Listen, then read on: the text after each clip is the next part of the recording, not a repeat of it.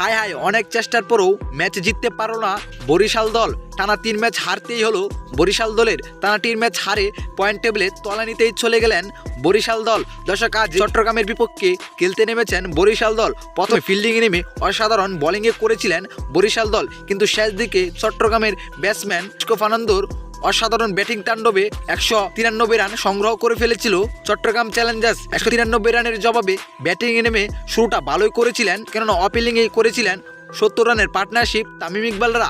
Tamim Iqbal out হওয়ার পর একের পর এক আউট হয়ে শেষ দিকে খেলার চাপ গিয়েছিলেন মুশফিকুর রহিম ও মেহেদী হাসান মিরাজের উপর।